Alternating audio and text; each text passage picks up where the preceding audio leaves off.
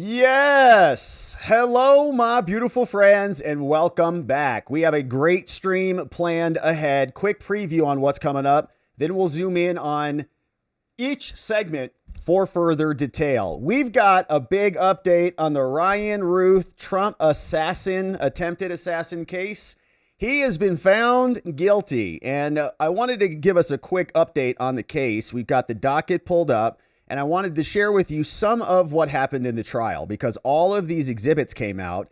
And after he was found guilty, today when he heard the verdict, what happened is he tried to stab himself in the neck, which is one way to try to go. And he wasn't successful in it, but he was very unhappy with the verdict. So we'll show you the verdict. We'll also go through some of those exhibits that I was just sharing with you. Got a bunch of them here that we'll run through, and the case is just kind of nuts. So we'll go through some of the exhibits and just try to piece together what his defense strategy was. When he lost, he tried to eliminate himself, but we got a verdict, and we'll get into the details and show you the verdict form coming up. We also got reaction from Stephen Miller, who was responding to the news, and we'll come back and hear what Stephen has to say. Then, lots of Secret Service news today, and some good Secret Service news, some bad Secret Service news. In the good news, we found that they busted this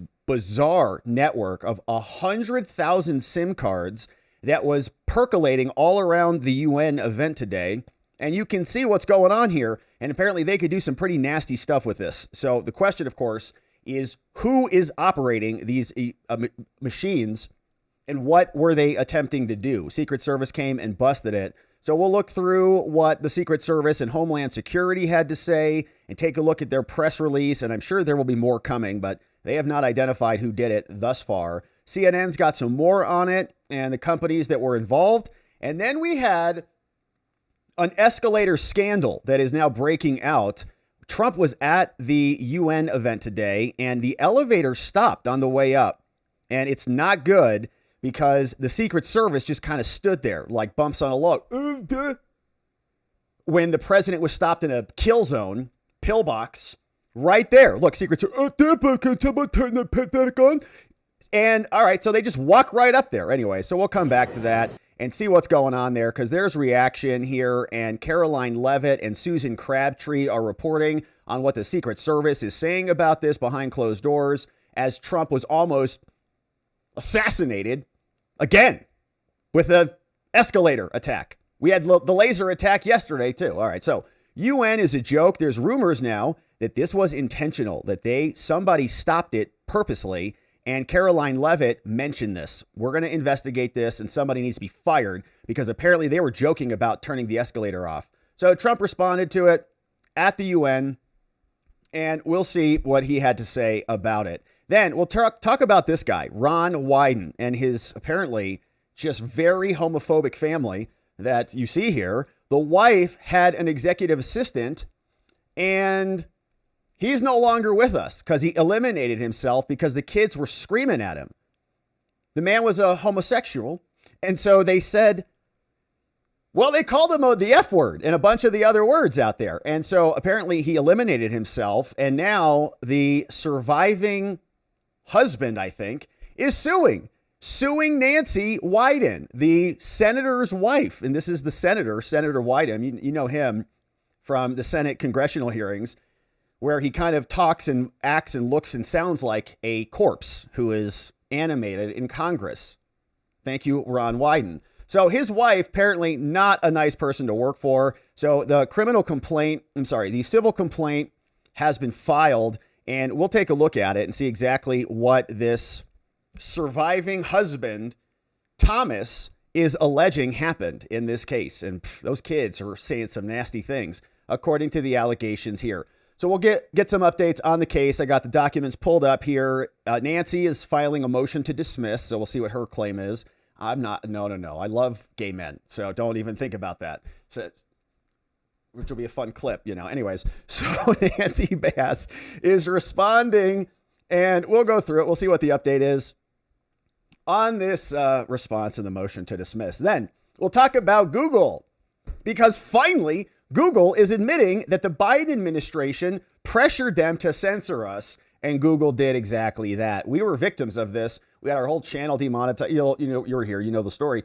But now Google is admitting that Biden was suppressing the speech of Americans all across the country because they were political hacks. Same people who will lecture us because the market doesn't want Kimmel on the air. They're like freaked out about that. But the truth is, they were putting their thumbs on the scale for a long time. So Google now admitted it. We've got a letter to take a look at and reaction from Andy Biggs, Schellenberger, who was also attacked on this, and James Comer's coming up with an update as well. And so as you can see, we're jammed today, my friends, just like that escalator. And so we're going to have a beautiful stream. We had a great members only stream this morning.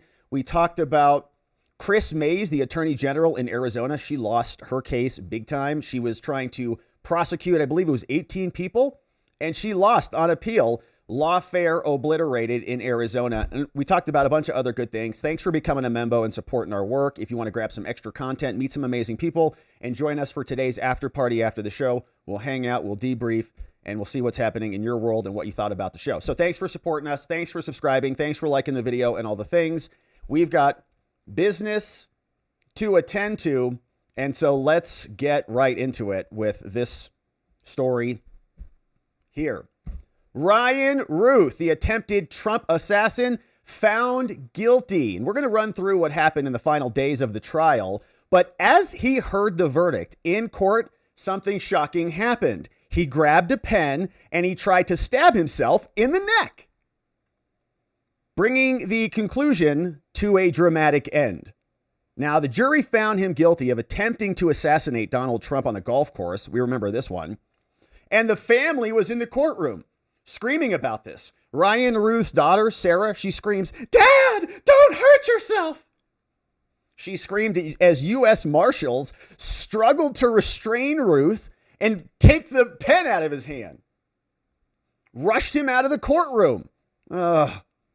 Now, we're going to show you these exhibits. And remember, this dude was adjudicated competent to stand trial, not crazy at all. Saw doctors and, yeah, he's fine. So he came back out. We're going to look at the exhibits. The dude's nuts, clearly. But being nuts is different than being not competent to stand trial. So we'll come back on this. Now, the daughter's screaming. A short time later, Routh was returned to the courtroom to complete the proceedings. And this time he was wearing handcuffs. And they took the pens out of his pocket protector. But there was no blood visible on his white shirt, and he did not appear to have succeeded in harming himself. So he failed at that too. "We love you, Dad," said Routh's son, Adam, after he was escorted out of the courtroom again. Routh appeared to wink at his kids as he was getting led away.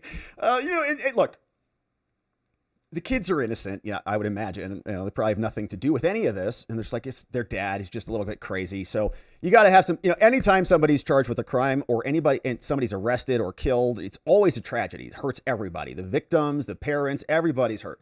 So, with all due respect to the kids, sucks to see your dad go to prison, but he's crazy and he shouldn't have tried to shoot the president. Now, Routh appeared to wink at his kids. "Don't worry, kids, I'll be home later." It took the jury just 2.5 hours, shortest deliberation ever. And we were talking about this one this morning too. We went through some of the background. We were contemplating whether they were even going to get a verdict today because the judge had given them about an hour and 45 minutes apiece to do their closing arguments. But by the time we wrapped up the morning stream, they had already gone to deliberations. We're like, oh gosh. So who knows what even Ryan Routh had to say in his closing arguments. Trump posted on True Social. He said, "A very big moment for justice in America." He wrote, "Congratulations to Attorney General Pam Bondi, Todd Blanche, the entire DOJ team in the conviction of the person who attempted an assassination on my life. Said the trial was meticulously handled, and I would like to thank the judge and the jury for their time, professionalism, and patience. This was an evil man with an evil intention, and they got him." Now, the verdict came after Charlie Kirk was assassinated, and the way this went down during the 2-week trial, Routh was his own attorney. Remember, he fired the others. And before the panel, there were 7 women, 5 men on the jury panel who reached the verdict very quickly. He delivered a brief and disjointed closing argument, and he tried to argue that there was no crime because he never actually fired a shot at Trump. Now, 12 minutes into his monologue, Cannon interrupted him, the judge, that's today, and scolded him for ignoring her order. "Hey, Mr. Routh, I've told you repeatedly, it is your obligation to stay within the bounds of the case. After he started complaining, I should have brought more witnesses on. Then the judge excused the jury. Ryan Routh, the attempted assassin, then asked the judge, well, what if can you bring in the public defenders? He's like, I can't get my thoughts together for this closing argument. Can you bring in Christy and Renee? They could wrap up the closing argument. They can do it. Judge said, no. What are you, nuts? You fired them. You're wrapping it up. When the jury returned, Routh then went back to it. He said, all I had was a weapon in the presence of another. That's all. And so there's no intent that I wanted to shoot Trump. I just happened to be camped out there with the rifle pointed, waiting for him. But I wasn't, just happened to be in the area. But after Routh brought up the January 6th riot on Capitol Hill and once again began talking about Ukraine, and founding father Patrick Henry and the common man, Cannon, put a halt to the argument. In total, Routh spoke for about 42 minutes. That's pretty good. Yeah, it's pretty good time. Saying Brown was referring, and also the government delivered its closing argument, with prosecutor Christopher Brown telling the court that Routh had planned to kill Trump for a long, long time. It's not every case where the defendant writes his intent down on a piece of paper, said the prosecutor. He said he was referring to the note that Ryan Routh, the assassin, wrote before he was arrested and left in a box. This isn't a whodunit. We all know who he is. There's the photograph of him during the arrest. And Cannon presided over the case. She allowed him to represent himself. Ryan Routh called 3 witnesses and was done presenting his case before lunchtime on Monday. Yeah. Federal prosecutors called 38 witnesses over 7 days, and there was not a lot of reporting on this. I mean, the news cycles were basically consumed rightfully with Charlie Kirk's assassination. And so there wasn't a ton of reporting on this, so we're catching up. And I wanted to just share with you over the trial, this is kind of nuts. What we saw are a bunch of defendant exhibits. Okay, so Ryan Routh was just submitting each one of these. You can see defendant, the numbers are all of his exhibits, and that's going back to September 19th. And so let's just scroll up. You can just see them. I got a snippet of them. I'll show you what he was presenting to see if you can make sense of it, because I sure can't. But he submitted a bunch of these. It just goes on and on and on and on. Way too many exhibits for something like this from a defendant. And anyways, it didn't work. Let me show you what he sent in. Here's one. He sent a photo of himself. Defendant's Exhibit 61. Photo of him. He probably is like, look, I'm a nice man. Here's a nice photo of me. Here's a photo of my son. Exhibit 10. All right, that's great. It's like character evidence. He also was working on building some stuff in a park, apparently. And he had shown up in some skateboard park articles saying, look, we've been building because my son didn't have a place to skate. So I built him a skate park. Okay. I'm a good person. Who would build a skate park and then also try to shoot the president? Here's another article. He's like, look, 15-year-old Orrin Routh. And so it has nothing to do with anything. Here are some construction plans and details. Here's another post. It looks like about getting in touch and maybe going over to Ukraine. Then he submits this article, which looks like a letter to the editor. And he says, via Ryan Routh, calling on the world to end the madness in Ukraine. Says, I left my sunny beach for Kyiv, Ukraine, to attend the funeral of a 35-year-old Ukrainian soldier. And I'm baffled how the world sits around and doesn't do anything. Very unhappy about that. So now he goes over and he submits this. This is redacted, saying Ukraine can't win.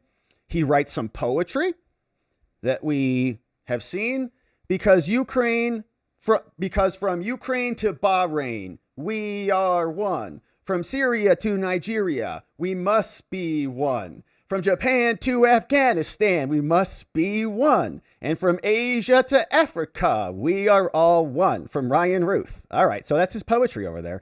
And he submitted that to the jury. They didn't like it, okay? They didn't really care. Like, this is not good. F, you fail and you're guilty. So he also submitted this. World help us. Okay, so he's like over in Ukraine. He submits something about the Taiwan Foreign Legion. This is him reading something in front of a bunch of drones that are behind him. As you can see, he submits another photograph with this dude. This dude's like, he would never try to shoot the president. That's what that point finger means. And the jury didn't buy it. So here's more. He's telling you, you can go buy his books.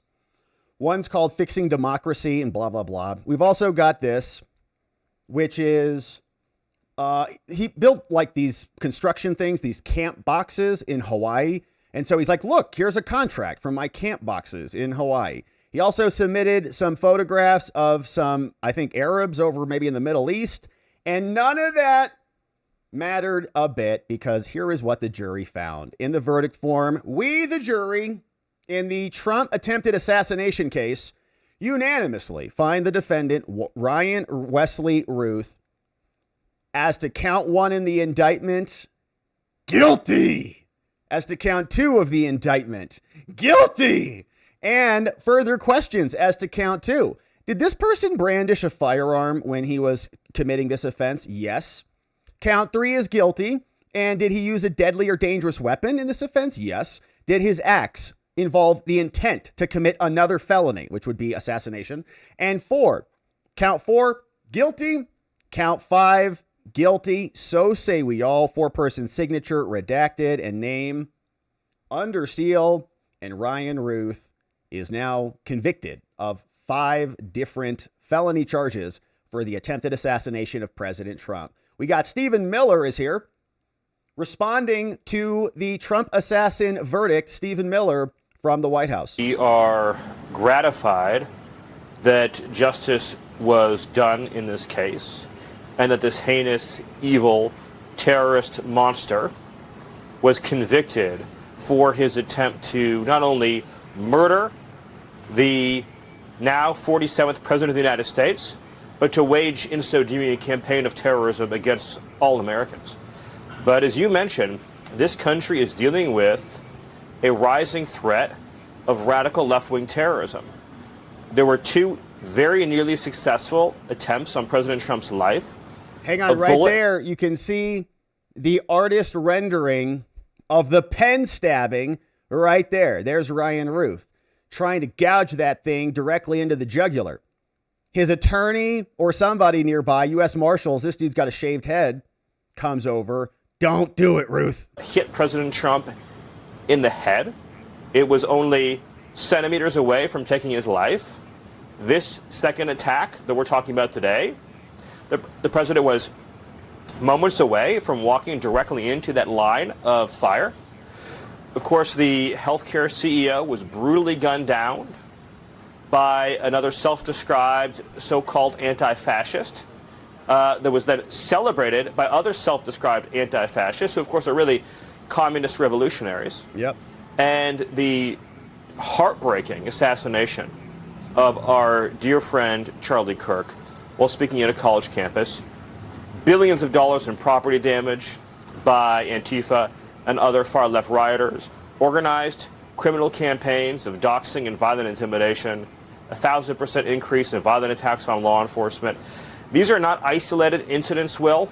It is part of an organized campaign of domestic terrorism. Yep. It's sophisticated, it is well funded, it is carefully orchestrated, and it's designed to prevent the lawful democratic process from occurring in this country through violent political means. And so President Trump took decisive action yesterday by formally declaring Antifa to be a domestic terror organization. And then as we speak, under President Trump's leadership and direction, we are working on a broader counterterrorism strategy to fight domestic terror in this country, to uproot, dismantle, defund, and destroy these terrorist networks inside the United States. And we saw the new executive order in the fact sheet from the White House saying that Antifa is going to be designated a terrorist organization, and they'll not only go after the people who are burning the buildings down and committing violence on the streets, attacking ICE officers and more, but also the people who are funding them. And questions about whether there are international influences in this as well, because Ryan Routh has a very strange proximity to Ukraine, as we saw with all of his exhibits. He was flying there allegedly and had other prior felony convictions. So the question is, how is he able to come in and out with warrants and all this felonious stuff, go over to a war zone and then be admitted right back into the country with outstanding warrants and not be picked up? So a lot of questions about the dude's strange situation, but he's now convicted. So very likely going to prison for quite some time.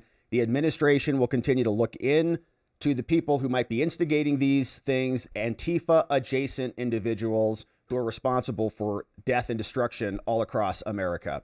All right, now, good update there. So that case went by pretty quickly. Now, let's talk about the Secret Service, because this is a story.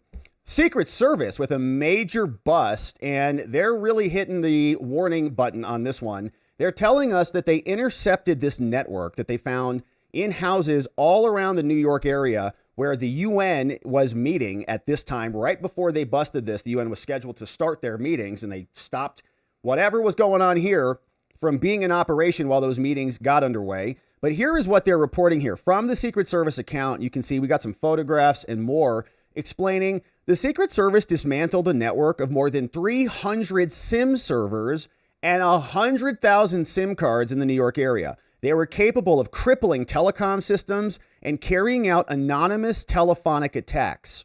And NBC was reporting that some of these devices were used to convey assassination threats. Disrupting the threat has now been accomplished before the leaders arrived in the UN. And here are some photos of what's going on. So they're telling us 100,000 SIM cards in these servers. And that's just one photo, all set up in some random apartment. Looks like you might have a cable modem there plugged in, maybe getting some local internet so that they can access and run the machines. And then the machines, of course, all connected to a bunch of the SIM cards. And so we'll look in at for more pictures, but you can see lots of antenna, each one of those, presumably a separate SIM card, and weird stuff happening. So more from the Secret Service. They explain the Secret Service, this is from their website, published today,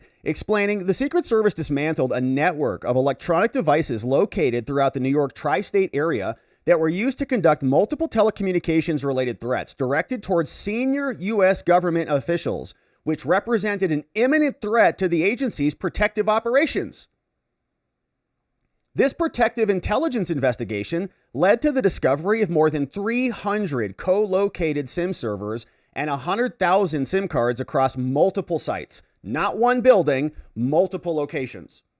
In addition, how much does that even cost? In addition to carrying out anonymous telephonic threats, these devices could be used to conduct a wide range of telecommunications attacks, including disabling cell phone towers, enabling denial of service attacks, and facilitating anonymous encrypted communication between potential threat actors and criminal enterprises. Now, while forensic examination of these devices is ongoing, early analysis indicates cellular communications between nation-state threat actors set this up, and individuals that are known to federal law enforcement. Sean Curran, the U.S. Secret Service director, said, "The potential for disruption to our country's telecommunications posed by this network of devices cannot be overstated. The U.S. Secret Service protective mission is all about prevention, and this investigation makes it clear to potential bad actors that imminent threats to our protectees will be immediately investigated, tracked down, and dismantled." These devices were concentrated within 35 miles of the global meeting of the United Nations General Assembly, now underway in New York City. And given the timing, location, and potential for significant disruption to the New York telecommunications posed by these devices, the agency moved quickly to disrupt this network. The U.S. Secret Service Advanced Threat Interdiction Unit, a new section of the agency dedicated to disrupting the most significant and imminent threats to our protectees, is conducting this investigation. And this investigation is currently ongoing. Bunch of agencies involved in this, and hopefully more is revealed. And here were some of the photos. And so you can see we've got a couple of these. Let's open these up here and zoom in and see what's going on in each of them. But here was the first one that we saw. Very empty room. Somebody's renting the location or breaking in or something and just setting this up. And I don't even know what types of devices these are or what they cost, but I would imagine it's not cheap. You've got a switch here, maybe, that is connecting each of them back to the internet so that they can be controlled. And that's just in one room.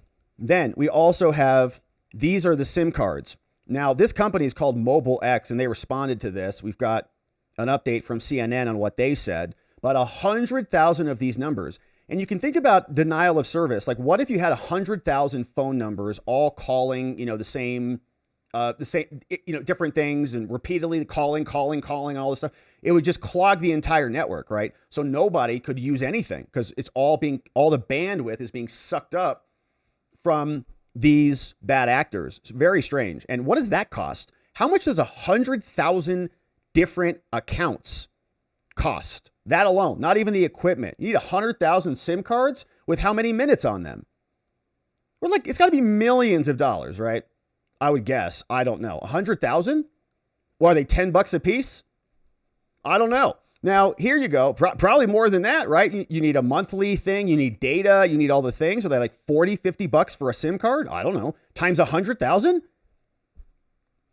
Okay, here's another room. So multiple locations, multiple sites. Looks like the same configuration in a different room. You've got some sort of modem, a switch, bunch of devices all connected to the switch and being controlled remotely, probably by some foreign intelligence. It's stuff like this, right? Who can afford it? Who can set it up and pull it off? It's normally nation states. Now, here is another location, okay? Crazy! Set up with all of these SIM cards tucked into these servers, beaming all over the place. Man, probably get a headache just being in there from all the EMF. So it's all bouncing all over. Okay, 100,000. Think about all the bots on the internet, okay? All with their unique SIM cards and IMEIs or whatever to identify them. And just running off AI and system all over the place, or doing something much more nefarious, like trying to clog the lines when they launch an attack so that the response is neutered and watered down. Here's another close up where how you can see all of the antenna, right? Kind of each one of those, I would imagine, is connecting one SIM card to the network, or maybe one can handle two of them, but 100,000 of them. Here's another screenshot, another photograph. They even have them labeled. Oh, that's rack 203 plugged in. What does this cost? Here's another one. This guy just set it on his desk. Oh my gosh. Look at this. So multiple locations, and that's what they just released. So it's definitely another country. Any guesses? Here's what CNN's reporting. Saying what we have now, there were 300 servers capable of crippling New York, the entire cell system. Now, this is interesting. They give us some background. They take us back to Christmas 2023. They say a man called the suicide prevention hotline claiming he was going to eliminate himself after eliminating his girlfriend. Police barreled toward the address, but turned around before they arrived. Why? It was a hoax. That was Marjorie Taylor Greene's house. Then Rick Scott had the same thing happen. Then there were other false alarms. Now, within a month of Trump winning, they were also targeted with threats as well. Now we see another unit was set up to help attract these things. The Advanced Threat Interdiction Unit came out from Homeland, along with the Secret Service, DNI, and others. They're trying to unravel the web. But what they found was an operation apparently capable of way worse, far beyond masking swatting calls and potentially disabling cell phone towers, disrupting emergency services, and enabling spies, hackers, and organized crime. The new unit traced the swatting signals to an apartment just outside New York City. They found and rented another rented space, and then they found more. No one was inside. Instead, they found a vast and stunning network of more than 100,000 SIM cards, 300 SIM servers, the largest seizure ever of these devices by the Secret Service, all located within 35 miles of each other in New York City. Now, the servers could be commanded remotely to create massive amounts of phone traffic in a stealthy and unceasing operation that switched out SIM cards quickly to keep federal law enforcement off its trail. Oh, we got that one. No, you don't. It's another one. Nope. Here's another one. Use this one for, no, it's another one. 100 times 100,000. The says, and by the way, the hidden electronic maze was so powerful, it could have sent an encrypted and anonymous text to every human being in the United States within 12 minutes. Maybe that was the plan. It could have overwhelmed cell towers. What if they could do that? Text have all the numbers, text every single person. This is the United States Emergency Services. We are under nuclear attack, and bunker down until it's over. The whole nation freaks out, right? Or something. So the electronic safe houses were found in places called Armonk, New York, Greenwich, Connecticut, Queens, New York, and across the river in New Jersey, essentially forming a circle around New York's cellular network infrastructure. It's crazy. The Secret Service hasn't announced any arrest or anybody connected to the operation, but its early forensic analysis suggests foreign governments, and criminals in the U.S. have used the network to run their organizations. This includes cartels, human traffickers, could be terrorists, said somebody. The network has been taken down, no longer a threat, but he said it would be unwise to think that there's not other networks around the country. We just happened to catch this one.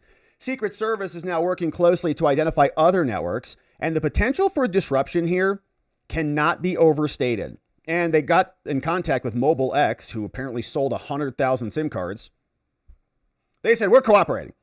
We're aware of recent reports that Mobile X SIM cards, they said, along with those of other providers, or not alone, were recovered during a federal investigation, said their CEO. Our platform is designed to be easy to use and cost-effective, qualities that unfortunately can also attract occasional bad actors. Mobile X has robust safeguards, and we shut down suspicious activity on our networks every single day. So it could stop the capability. It could prevent every Manhattan resident from accessing Google Maps, which would cause gridlock over there because New Yorkers, some of them have a tough time with directions, apparently. So I think it's much worse than just accessing Google Maps. If you can't access your data, can't access anything because the bandwidth is being consumed. So very strange. I'd say probably only a handful of countries are capable of doing this. Why would they do it?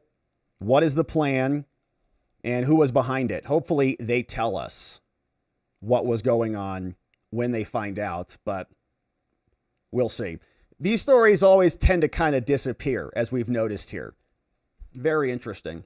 But we have all of this happening. Okay, so all that to say, we had a foreign nation criminal element plotting to create a web that could take down the entire cellular infrastructure around New York. And simultaneous with that, we have the UN apparently shutting off the escalator while Trump and Melania were about to get onto it.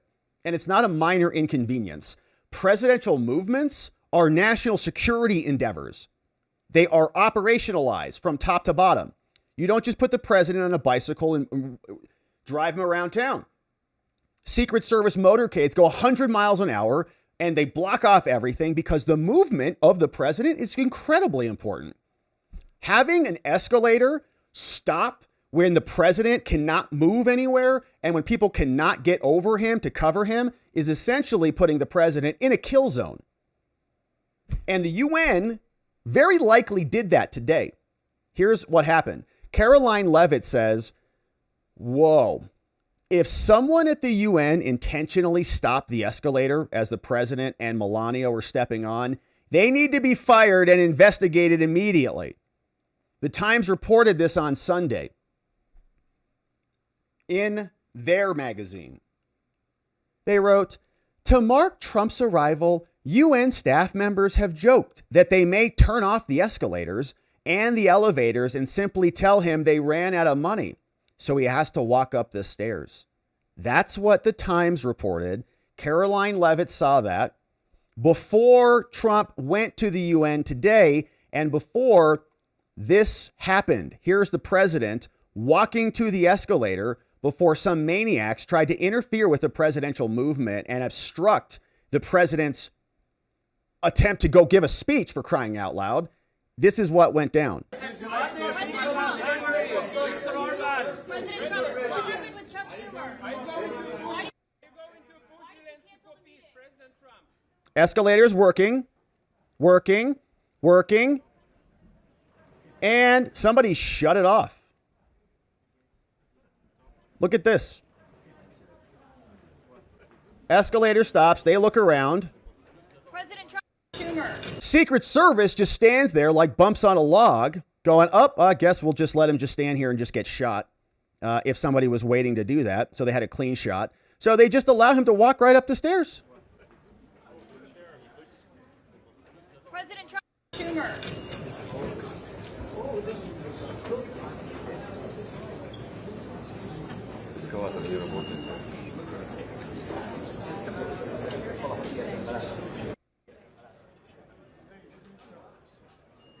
They come up the escalator.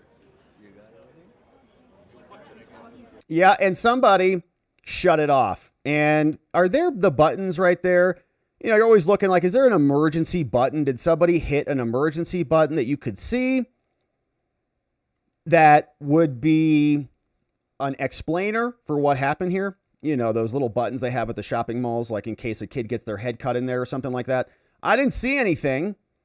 And what we see here is it looks clearly intentional. Okay, who would have stopped it? So somebody up above him, there's the cameraman, escalator is working perfectly. Somebody's sitting there watching. As soon as they step on, it dies. What a joke. So that was intentional. And man, that's a security risk. I don't know why Secret Service wasn't in control of those machines or why they didn't act more quickly. In fact, there's not a lot of Secret Service even around him, for crying out loud. So you juxtapose this, which nothing happened here, with what's happening with the cell towers, all maybe being consumed by foreign powers and criminal agents. And you wonder what exactly is going on. What is the Secret Service doing? I think the high security response would have been to jump on him and to say, okay, well, you're stationed here unexpectedly. We weren't planning for this. And so we got to address any incongruencies with our movement preparations and just remove you from the scene until the escalator starts working. What if it spins and, it's a mechanical malfunction? What if there's a bomb in there or something? That's why it's mechanically failing. Strange stuff, right? I know it's very simple. You just walk up an escalator, oh, whatever. Escalators break, Rob, stop making a big deal out of things. But it is, if it's not a security risk, it is an insult. And I would say, criminal interference with government operations if somebody shut that down. You can't just turn off sensitive government equipment because you don't like the person. What if they just shut down the mainframe? Just shut down, like Trump's coming, just shut down the mainframe. No. You're not allowed to do that. That's outside the scope of your employment. You're now committing criminal acts and playing with sensitive government equipment while the president of the United States is on top of it. And the Secret Service, this guy, what's going on? So, anyways, absolutely ridiculous. And they were apparently joking about it. So Caroline Leavitt explains that they were saying, why don't we just turn the power off? And his teleprompter didn't function either. So, of course, reaction comes in from Susan Crabtree. You may know her as the Secret Service whisperer, our label, not hers. But here's what she says. Why did the Secret Service allow President Trump and Melania to get stalled on an escalator today before his speech without moving quickly to protect the leader of the free world and his wife? They just stood there. The stalled escalator with President Trump and First Lady Melania, she writes, stuck on it was a classic example set up for an assassination hit, but the Secret Service barely even noticed. They didn't pull them off the stop stairs. Secret Service sources are telling her, no, we should have removed him immediately. She talks to them. So while Trump and the DOJ and Pam Bondi, while they celebrate Ryan Routh's conviction, his security team needs to be vigilant. Today could have been a horrible split screen. Sources in the Secret Service community are very concerned about what they witnessed from fellow agents today, and Trump was stalled and vulnerable. It's a similar critique to the Secret Service's delayed response to getting Trump off the stage in Butler. Yes, the stalled elevator was a UN security failure, but the Secret Service didn't respond to this obvious security threat. This guy is called Rich Staropoli. He's a former Secret Service agent who headed up security teams. He explains that agents surrounding Trump should have closed ranks around him and Melania immediately. Then they should have moved as quickly as possible to get him off the elevator as fast as possible. Now, this is not hard. He says, don't just stand there. That's the issue. Oh, man, we're going to have to walk, Secret Service agent. I'm so tired. My legs hurt. Look, they should have. We can't walk upstairs. We can't even stand on sloped roofs. Look, they should have closed ranks right around there, as close as you can be. And you know what? Somebody's got to make the call. We're going to stand here like a bunch of morons, like we did in Butler? Yeah. Or are we going to scoop up the First Lady in POTUS and either go up or down? because you're boxed in, right? Totally ridiculous. According to this Secret Service person, a former Secret Service agent in the New York field office, the UN security was so difficult to work for and to work with because they wanted to screw with Americans. And they once held up an entrance gate to the building of George Bush's motorcade for 10 minutes while they said, open it quickly. So they just leave the gate closed. Okay, these people are maniacs. We shouldn't give them $1. Eventually, the Undersecretary General tried to declare us persona non grata. We almost got into a fight over this. Now, they didn't want to have the magnetometers on because they said it slows everything down. He says, really? How the hell do you know what these people are bringing in there? Why in the world would you shut down the magnetometers? The relationship between the Secret Service and the UN security team has gotten worse. It was always a problem, but now it's getting much worse. Here's more from this dude, and now Caroline is asking about it, rightfully so. And so Susan Crabtree is saying the Secret Service is getting a little bit nervous about all this. But here is the president in the aftermath of the Escalator attack, joking about it, and now becoming crystal clear about how worthless the UN actually is. I don't mind making this speech without a teleprompter because the teleprompter is not working. I feel very happy to be up here with you nevertheless, and that way you speak more from the heart. I can only say that whoever's operating this teleprompter is in big trouble. All right, so he also was quipping at the Escalator, saying how that failed as well. But Susan Crabtree saying this is a significant security risk. Other Secret Service agents confirming that. So we've got some good Secret Service news. They busted this major cell system. And some bad Secret Service news. They kind of stood around like bumps on a log again when the president got shot in Butler, kind of, what's going on over here? Then Trump ducks and then they come in. But in this case too, well, just got to walk up the stairs. Not even a big deal. Hopefully there is some post-event assessment on their performance and this type of stuff doesn't happen again. All right, now let's turn our attention to this dude and see what's going on with Ron Wyden and his wife. Senator Ron Wyden and his wife now getting some legal scrutiny, and apparently their kids are not very polite, especially not polite to mom's assistant who has eliminated himself. Now we've got a lawsuit that's being brought against her. Of course, she's married to Senator Ron Wyden. We've heard a lot from him in congressional committee hearings, but this is a juicy lawsuit. You can see this was a summons and a complaint in a case filed by Thomas Maltezos against the wife, Nancy Bass Wyden. And the reason this lawsuit has come about is because of a suicide. And in fact, this individual is now dead. His name is Brandon O'Brien. May 2025, died by suicide. Rest in peace. There he was at Disneyland. And suicide's awful. And apparently he was driven to it by Ron Wyden's kids who were calling him names. He was frequently tasked with caring for the couple's young kids. He drove them to school in New York City. He watched them during trips to Disney World. He was 35 years old and he worked for Nancy. She owns a bookstore and now he's dead because he had to take care of their kids. Now, the lawsuit has been filed and we'll take a look at all the documents. Thomas Maltezos, who was his husband, is now filing the lawsuit. And of course, Nancy, Mrs. Wyden, says, we didn't do anything, okay? Stop being so... Anyways, and we'll go into the lawsuit right now. It's filed out in New York State Court. You can see we got the latest summons and complaint filed on September 12th on a Friday. And it's been progressing through. And we have a motion to dismiss, an order to show cause, and activity, including a request to seal this entire case because they don't want you to know about what's going on if you're a part of the Wyden household. And can we please seal this? Well, they can try, but we've already saved the documents, so we can have this for posterity. Here's the lawsuit brought by Thomas Maltezos, the husband of Brandon.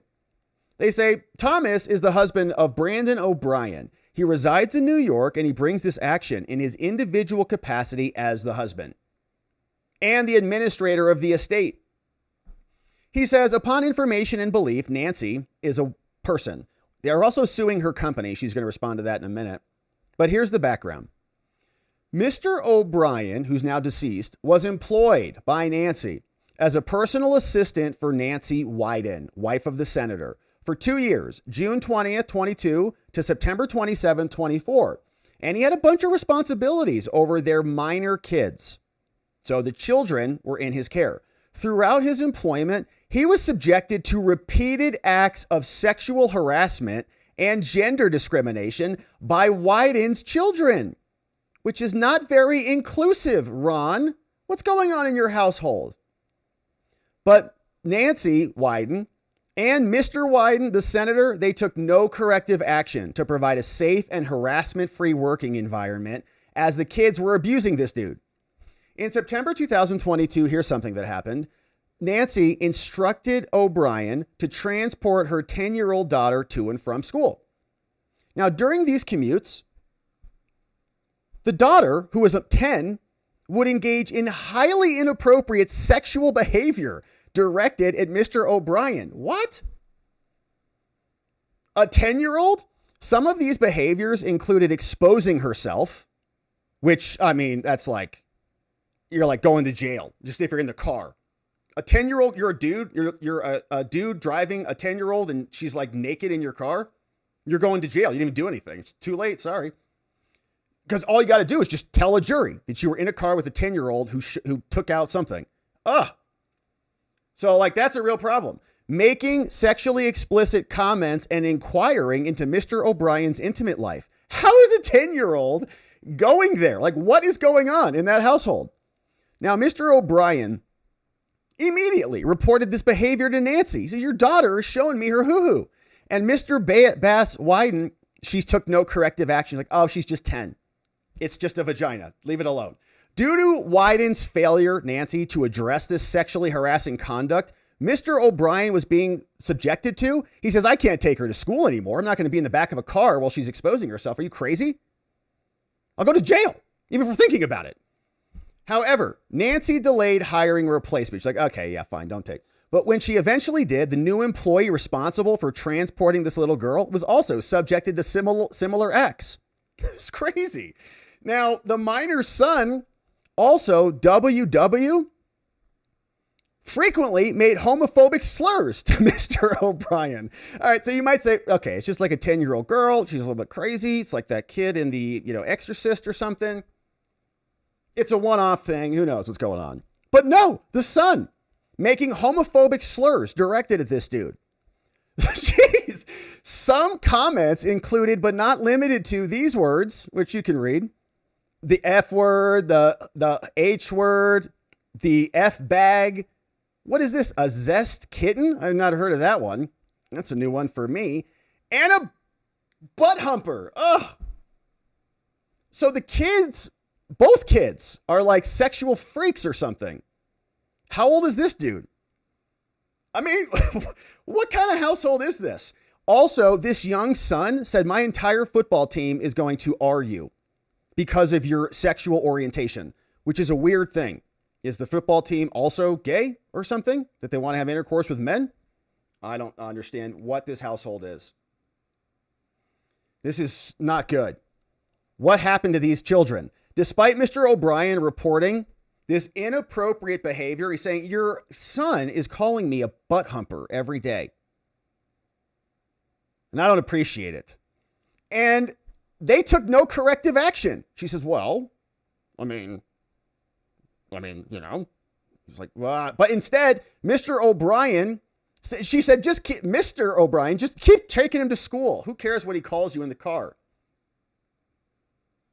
Additionally, in March 2023, the son's harassment escalated to physically aggressive and violent acts. He was throwing objects at Mr. O'Brien. Now, this also was violent And it was so violent that Nancy maced her son.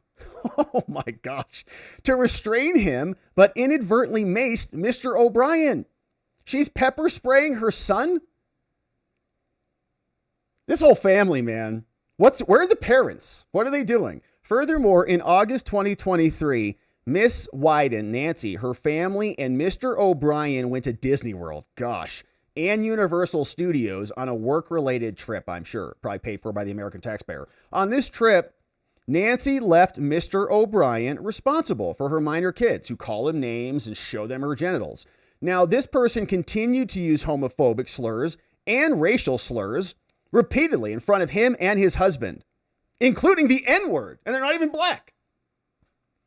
Why do they have racist, homophobic kids? What is happening over there? And made her, it's a bizarre thing because they're always lecturing us. You can't be racist and homophobic. It's like, you should worry about your own kids there, Ron. Why don't you deal with the board in your eye without worrying about the speck in the other eyes? And made harassing comments about Mr. O'Brien's appearance like, why are you so heavy? You look like a woman. These kids, man. This son also made other sexually harassing comments, such as, Daddy, are you going to punish me when you get back to the room? These kids are freaks. When the son was asked to stop harassing me, he became angry and he stormed out of the restaurant that he and Mr. O'Brien were at. When Mr. O'Brien reported these inappropriate conduct and behavior to Nancy, the wife, she dismissed it. Oh, stop. He's just being a child. Additionally, in August 2024, Mr. O'Brien went on another trip, and they took the minor kids to Disney World. During this trip, the son continued to sexually harass this dude in the presence of several witnesses, including Mr. O'Brien's husband and the mother-in-law. Everybody saw. So due to the egregious sexual harassing and the discriminatory conduct of the minor children for 2 years, and without Nancy or Ron taking any corrective action, he had no choice but to quit. September 30th, 2024. And I would bet that this is probably their strategy, right? You just kind of burn people out. We got 2 years out of that guy. Good. However, instead of Mr. Wyden and Nancy addressing these complaints, they sought to retaliate against him. Indeed, Nancy falsely accused Mr. O'Brien of theft and credit card fraud and filed a report with the NYPD the day after Mr. O'Brien was constructively discharged. So, trying to take him out. In October 24, Mr. O'Brien learned that Nancy hired a private investigator to probe into his personal life and business dealings because they're trying to get ahead of the story. They know this dude has been getting hit by the kids. So they need to dig up some dirt in case this pops off. In January 2025, and they also, well, if he's going to come out and claim that our kids are homophobic racists, then we're going to say he's a thief and a credit card fraudster. Maybe he is. I don't know. Did he get charged? I don't know. Miss Bass Wyden also interfered with his business and employment opportunities by spreading false rumors and defamatory statements about him to industry contacts and to his professional colleagues, so he's blacklisted. He suffered from severe emotional distress caused by the hostile work environment described above, and furthermore, he was constructively discharged. He sought unemployment benefits, and the Department of Labor came out and said that he was eligible to receive benefits, but she appealed the decision, claiming that he resigned without good cause, right? And she challenged it. So then on appeal, we see that the ALJ, the administrative law judge, found that O'Brien was subjected to a hostile work environment and had good cause to resign. And moreover, during the period in which Mr. O'Brien sought unemployment benefits, he continued to be harassed by Miss Nancy's minor daughter, who continued to accuse him of theft. Here's something that was sent by the daughter. Looks like maybe via Snapchat. Very disappointed in you, Brandon. How could you steal from mama? Daughter keeps going. And a lick perverts. Tragically, Mr. O'Brien died by suicide.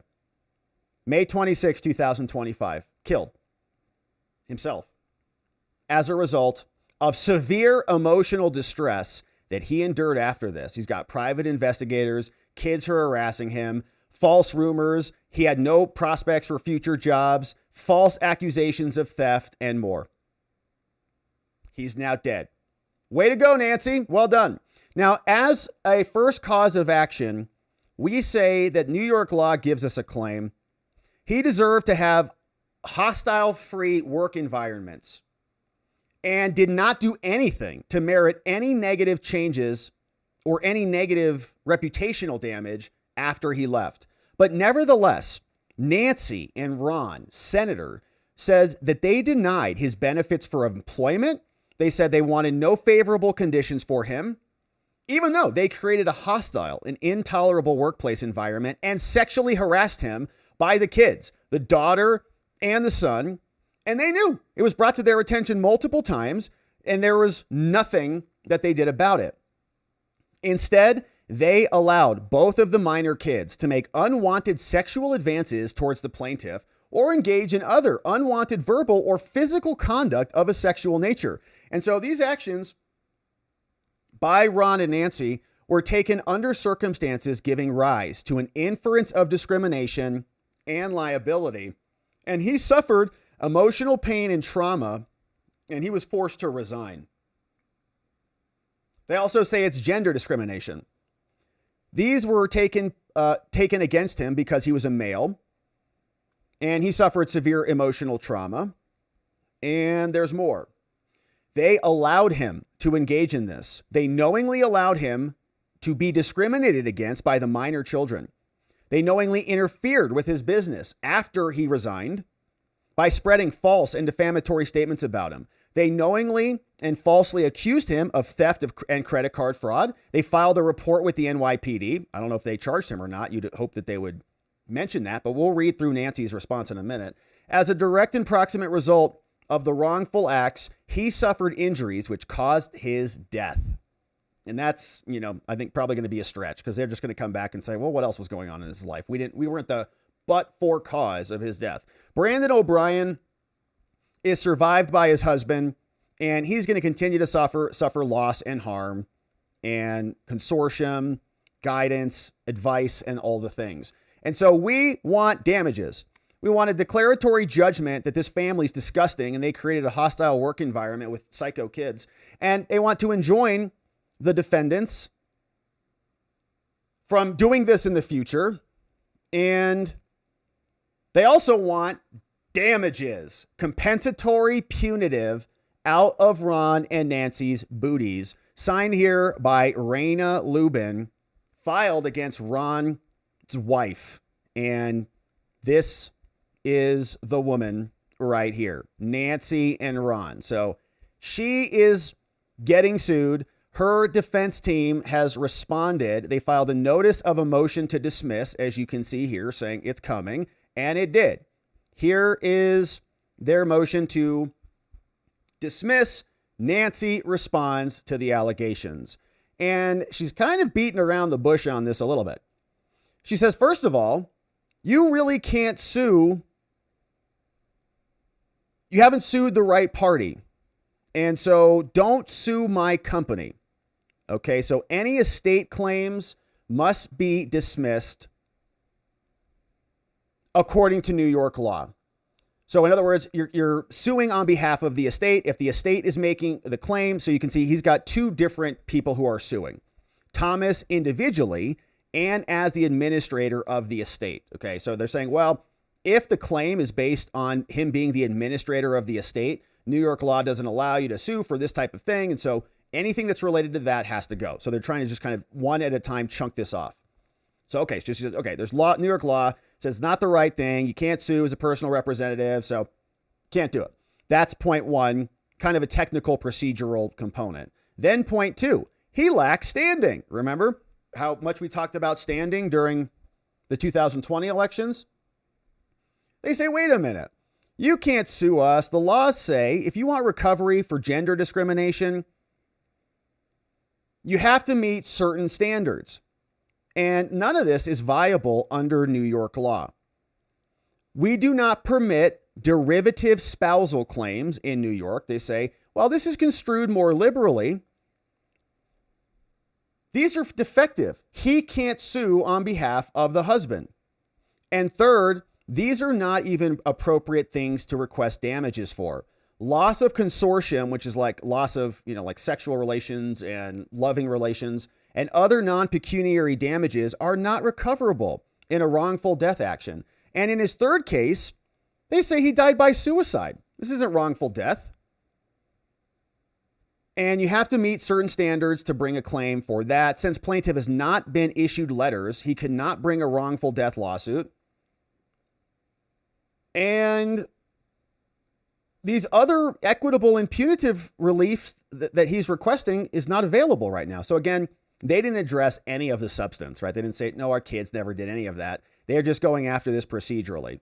You can't bring this type of claim in this court for these types of issues. So no standing, and all of the lawsuit ultimately has to be dismissed. This whole thing should go away in its entirety. A proposed order is attached by Nancy's lawyers. So very interesting. And their motion, this is the proposed motion, which has not been entered yet. So of course, interesting claims. And from the allegations, it sounds like allegedly got some pretty troubled kids over in the Ron Wyden household. And it's very curious because they continue to lecture all of America about tolerance and inclusivity and coexisting. And her son right here is allegedly calling that dude a butt humper right to his face. Not good. So we'll keep our eye on this one. But Ron Wyden and the family is now trying to seal this puppy, a request to seal it and make proposed redactions. And we'll see what the judge does on this over from New York. But Ron Wyden and his kids, man, they need Jesus. All right, so let's continue on. We've got one more update, my friends, then we'll hear from you. Google finally admits it. They censored us, and they censored us hard. We were the victims of it. They demonetized our channel for 9 months. We got strikes after January 6th for being harmful and dangerous. They said our COVID analysis was misinformation. And for all of the things we talked about, we were proven right, as many were, who were called conspiracy theorists the last time Google was bending the knee to the Biden administration. But now the House Judiciary GOP is out. They're publishing this. Big win for freedom, baby. Says Google admits that they censored all of us, violated our constitutional rights. Okay, that's what the censorship is. We have a right to speak. They censored us, and the White House was putting pressure on them to do it. You might make the argument YouTube can do whatever you want. YouTube was responding to our government censoring us. That's why they did it. So the government censors should be held accountable and be charged with crimes for violating our constitutional rights. So they posted this. They said, big news. They finally admit censorship under Biden. They promised to end the bans of YouTube and bring back those who were canceled. Today, Jim Jordan, he says, thanks to the oversight of Jim Jordan and the Oversight Committee, Google commits to offer all creators previously kicked off of YouTube due to political speech violations on topics like COVID and elections, which are what we got hit with, and an opportunity to return to the platform. Google also admitted the following to the House Judiciary Committee. They said the Biden administration pressured Google to censor Americans and remove content that did not violate YouTube's policies. Of course it didn't. They were just unhappy that we were offering a counter narrative that turned out to be right. The Biden administration's censorship pressure was unacceptable and wrong. So why'd you guys do it? Public debate should never come at the expense of relying authorities because they're liars. The company will never use third-party fact checkers. Thank you. And Europe's censorship laws target American companies and threaten American speeches. You hear that, Europe?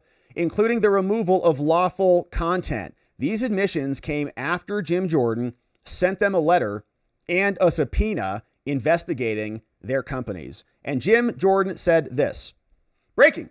Due to our oversight efforts, Google commits to offer all creators previously kicked off a return to the platform. But that's not all. We'll read through the full letter, but here's what Jim says. They also admitted more.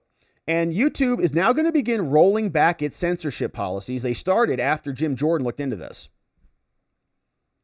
Over the past years, they've uncovered massive scandals. Remember, Facebook was doing this. We got the Twitter files. We got the Facebook files. They were all censoring us because guys like Rob Flaherty, who were Biden's communications, social media fascists, were the ones who were trying to put government pressure on private companies to fix the conversation happening in the public arena, violating our constitutional rights, commingling government power to undermine the First Amendment. They belong in jail. During the Biden-Harris years, under White House pressure, YouTube is now admitting this, so they should come and testify. If Google wants to make good on this, they should join in the lawsuits and the criminal prosecutions of the people who abuse their offices and their positions of power to violate our constitutional rights. They can all come testify. Thank you for admitting it, but now help us put the people who did it in jail.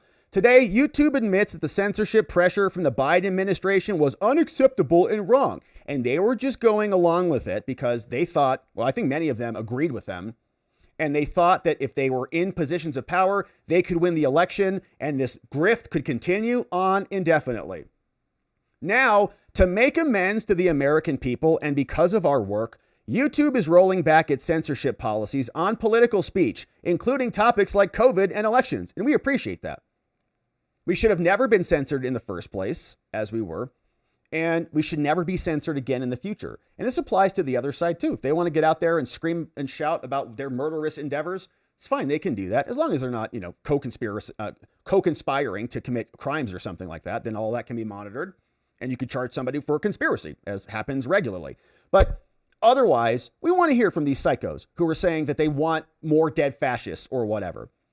And big tech companies can allow the conversations to happen because the best response to bad speech is more speech. So now, and that's great, they can make amends to the American people. They should also become cooperating witnesses in prosecutions against Rob Flaherty and the guys who censored all of us, Elvis Chan, FBI, and the rest of them.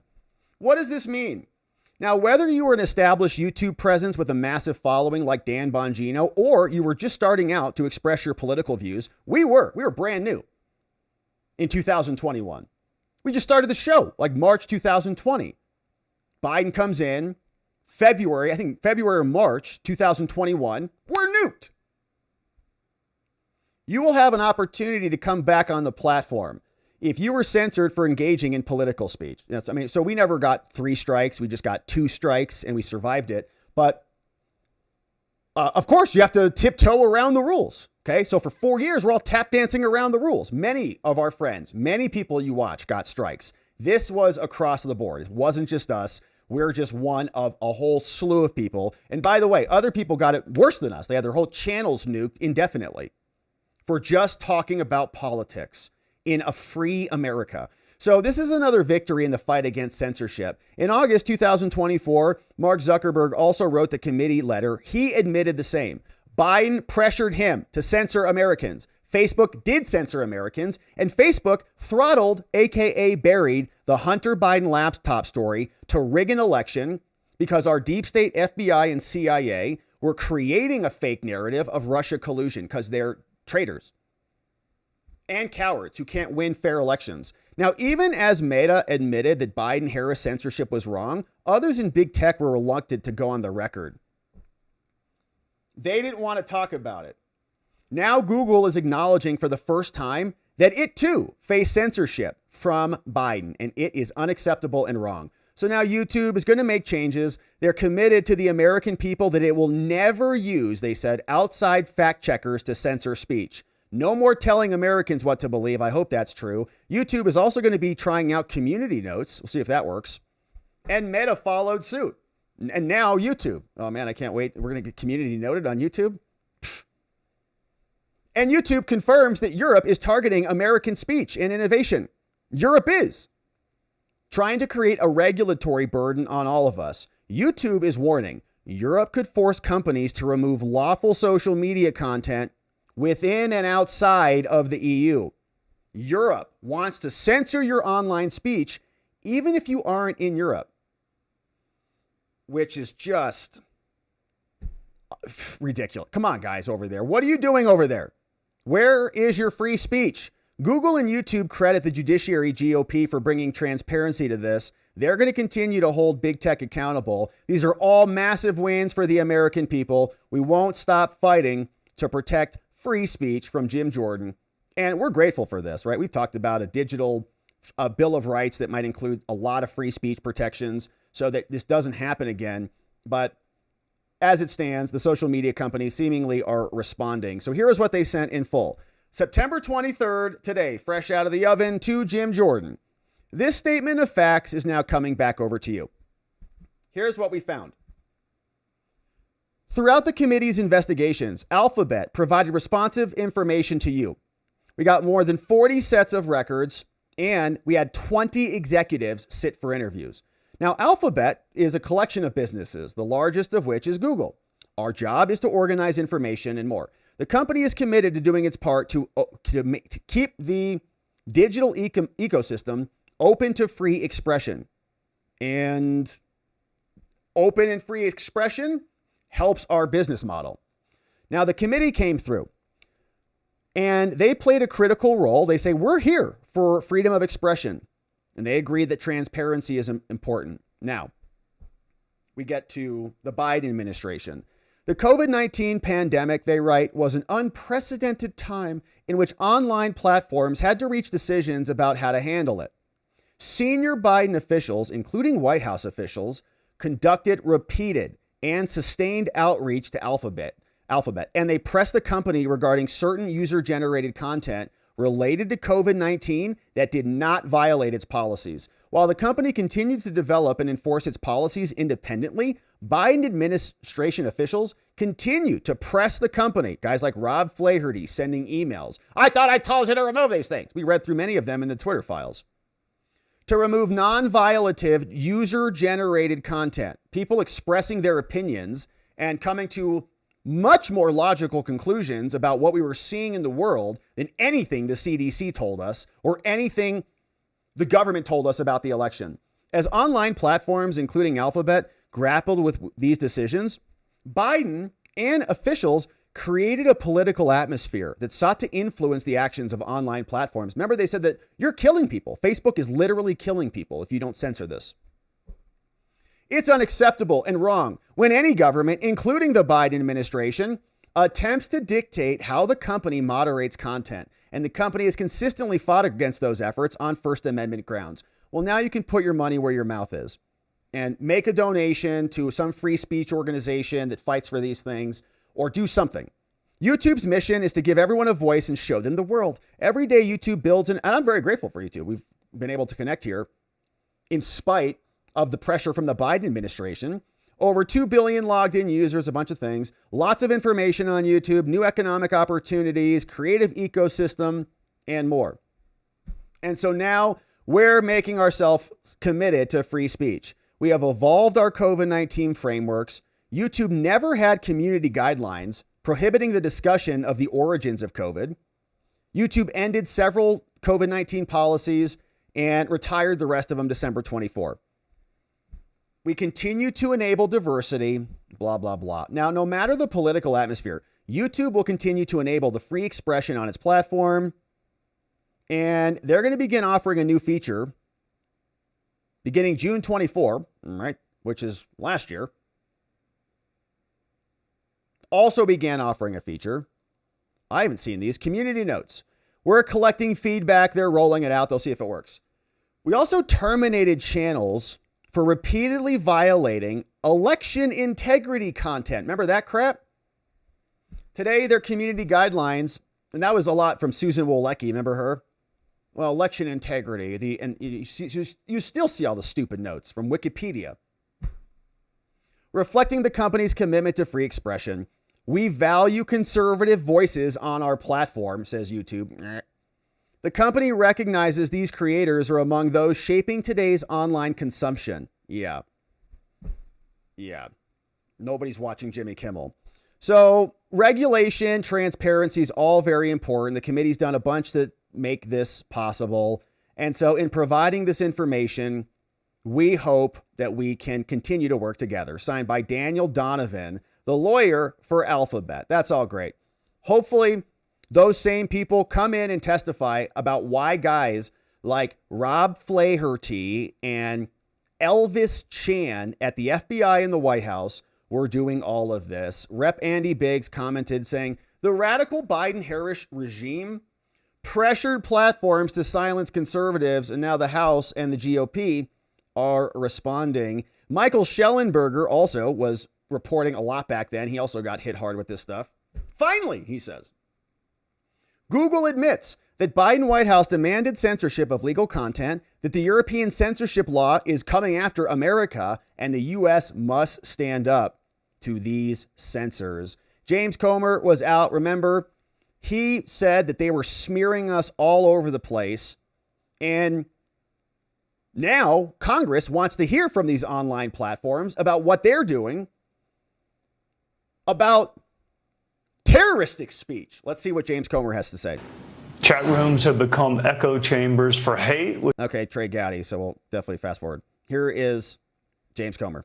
Pattern that has emerged, that many of the high-profile crimes that have been committed by younger people, these are the platforms of choice for those criminals. These are the platforms where they were communicating with others and trying to spread hate and trying to radicalize people who were following them in these chat rooms and on these messages. So we want to bring the CEOs in and see if there's a way that we can detect this before it becomes a future crime. We want to see what ways that these platforms are marketing themselves to these young people that have become radicalized and are trying to spread fear and spread hate among people that are following them. So I think it should be a very substantive hearing. We're not bringing them in trying to embarrass them. We're not bringing them in to grill them. We are bringing them in with a sincere concern that these platforms are being used by young radicalized left-wing criminals that are trying to get others to be involved in very serious, unthinkable crimes. Well, that's interesting. It sort of sounds like they might be asking the social media companies to censor some of these conversations that are happening. Remember, Discord also threw us off immediately, canceled our whole chat. They said we were harmful and dangerous right after January 6th, and we were instigating violence. Obviously, we were not. And we got nuked for that. So is this just going to be going the other way? Or where is the line going to be drawn? Because it's obviously illegal to create a conspiracy to go assassinate somebody. Okay, so if Tyler Robinson was in there talking with people, plotting the conspiracy, all acts in furtherance of, those are clearly violations of terms of service. You can't plot murder using the tools of the systems. Now, is Discord handling that appropriately, or are they only targeting, conservatives and the J6ers and the people who were talking about the election and the people who were talking about COVID? Are they implementing those policies unilaterally against one side and not the other? I think those are appropriate questions, and we'll see what Congress does. But as it stands right now, Google is admitting that there was a lot of pressure on them from the Biden administration to censor people who had differing opinions, and they used justifications to make that censorship happen. Now we'll see what the GOP does as the pendulum swings the other direction. We'll keep our eye on it, but we are for more speech, even disgusting speech from the other side. All these maniacs celebrating and salivating in murder, we want to know who they are. And we want other people in their lives to see who they are because they're just exposing themselves. But that's a little bit different than the left. They wanted to censor us because we were the ones exposing the truth against their narratives, and they needed everybody to play along with their narrative in order for them to maintain their power. That obviously has not happened. The more you try to squeeze something shut, the more it just becomes resilient, as many have over the last 4 years in the face of this violation of our constitutional rights that was happening, endorsed by our federal government. Happy to see some amends being made, but we would like to see more. The people responsible for this don't just get to ride off into the sunset after violating hundreds of millions of Americans' rights, throwing Trump off the internet, canceling him, censoring him, all to seize power. There better be repercussions. We're going to keep our eye on this. Thank you for subscribing and joining as we do. All right, my friends. What a beautiful day it has been. If you're just joining us, quick recap on what we talked about. Ryan Routh, the attempted Trump assassin, has now been found guilty. And as soon as he heard the verdict, he tried to stab himself in the neck with a pen. Yeah. Didn't have any success on that one. They were able to stop the bloodshed from happening in Judge Cannon's courtroom. But we looked through a bunch of exhibits and we're trying to piece together what this dude's strategy was. And we're not able to really come to a conclusion. The jury wasn't either. They found him guilty on 5 out of 5 counts in about an hour and a half. Very short deliberation period. Stephen Miller celebrating accordingly. We then turned our attention to what's happening with the Secret Service and how they busted this major operation. It sounds like 4 locations creating a ring around New York's telecom infrastructure, operating 100,000 SIM cards that could take down the whole system. Now busted.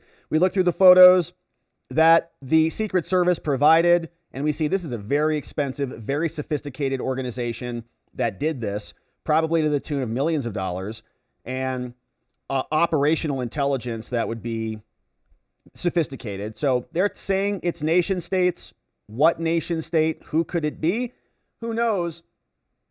But it was right around the meeting at the UN. And we now know that Trump may have been attacked, obstructed, interference with lawful government functions by some hack employee or somebody more nefarious with the UN. Staff members joking that they would turn off the elevator, escalator when President Trump came in, and then they did it. And the Secret Service just kind of stood there like bumps on the log as they shut the escalator down. Notice how the other one didn't go off. Yeah. So they shut it down, and Secret Service just stood there, leaving Trump in a kill zone. Susan Crabtree is reporting that other Secret Service members that she talks to regularly are calling this out for what it is, which is a security failure. Trump also had the teleprompter fail, and he was making fun of it, calling it out during the event. Then we talked about Senator Ron Wyden's wife, who sounds like just a nasty person if the allegations are true. Her kids calling their, I guess, babysitter, nanny, all sorts of horrific names. And the 10-year-old, that little girl, exposing herself or something to him. Anyways, he's now dead. And his estate is suing, saying that she instigated harassment and discrimination, calling him all sorts of names and humping butts and stuff like that. So Nancy Mace responded. She says, "We want to dismiss this. You can't really bring this claim procedurally." Didn't address anything substantively about her possessed, exorcist-ridden kids. Maybe that's what they need, an exorcism. Yeah. Anyways, so we've got that. We went through that lawsuit. Pretty disgusting lawsuit. Rest in peace to that dude.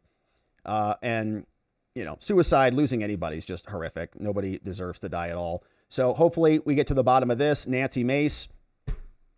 I'm sorry, not Nancy Mace. Nancy Wyden is going to be fighting this one for the foreseeable future. We'll keep our eye on it, see if anything juicy happens. Then we talked about House Judiciary announcing that Google admitted the Biden people were censoring all of us, pressuring Google on YouTube to come after us and come after many other people who were just speaking the truth. Now the historical record is being corrected. I hope everybody who was canceled from YouTube is brought back on. We saw that they sent a letter over to the Judiciary Committee, who is now celebrating that we have a bit more free speech and a mea culpa coming from Google, one of the biggest tech companies on the planet. And they're also warning us about what's happening next in Europe. Now, we also had Comer, who said they're going to look into the social media companies as well and see what they're doing about the leftist behavior. So we'll see what comes next. But we now want to hear from you and see what you have to say about all of this. And thank you for supporting our work with your super chats, with your memberships, and with your undying love. We appreciate you. We got some great comments coming in from our friends. Thank you for sending these in. Oh, that's a nice looking steak right there. Let's see what we got here today. Babies, bunch of babies. Happy Tuesday. What's up? It's a beautiful Tuesday. Look at these kittens. What a bunch of cute little kitties. Their eyes look a little unnerving there, but it's a nice image. Thank you, Donut, for that one. Hey, what's going on? Christiana, welcome aboard. Christiana Di Stefano as our newest supporters. Great to have you. Danny Donaldson, great to have you as well. Thank you both for becoming members. We'll see you on the members only after party in the house. Stefan says, I shared a private message on X. What BGN is? Please just open the chat. I have a cat picture and I shared the yesterday podcast name, Shadow Observer, from Stefan Bonev. So thank you, Stefan, for that. I've been traveling yesterday and I just haven't had a chance to go through all my inboxes, but I will do my best to respond to you as soon as I can. Thank you, Stefan, for the dono, and shout out for being number one in the chat. We appreciate that. And I hope it's a picture of a cat, okay? Like a feline. Jennifer, I'll be joining Off-Label Podcast tonight. Ooh, Jennifer. Okay, so Off-Label Podcast is going to have a live stream. As soon as we're done, head on over there. If you guys are live, I'll try to forward them over there. If you're live when we end. Says, on redistricting and other events. Actually, yeah, I can do that. Please join us after Robert's show. Jennifer, Off-Label, Voice of the People. Have a great stream. Be looking forward to hearing about it. We got Nikki P. 27 months as a membo. 9 times 3, carry the 2 and the 1. That's 3 babies. Great show as always, Rob. Appreciate you. Thank you, Nikki P. I appreciate you. Thank you for being here for 27 months. That's 3 babies. That's a long time. Congratulations to us. Mizzy M. Hey, enjoyed your show from last night and the Charlie Kirk Memorial Service. Thanks for sharing and always keeping us informed on what's happening out there. Thank you, Mizzy M.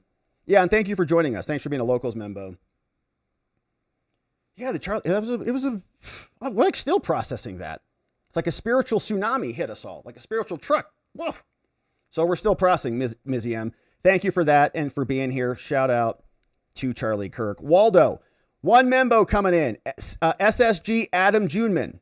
Welcome aboard, SSG Adam Juneman. And Waldo, thanks for bringing him in and for being a membo yourself. We appreciate you, Waldo. Just Rhonda says, feel free to follow me in hell, a.k.a. X. She's over at Peaches Nana.